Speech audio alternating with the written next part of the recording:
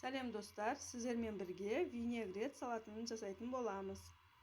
Алдымен пиязымызды дәл осылай турап аламыз.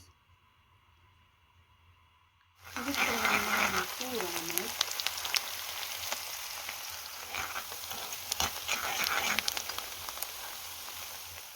Piyazımız kızargan soң üstüne қызыл бұрыш salamız.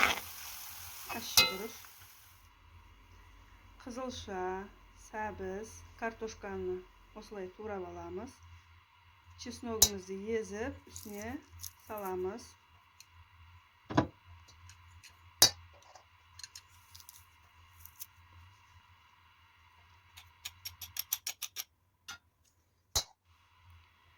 Tuz қосамыз. Жаңа қуырылған пиязымызды үстіне салып, жақсылап араластырамыз.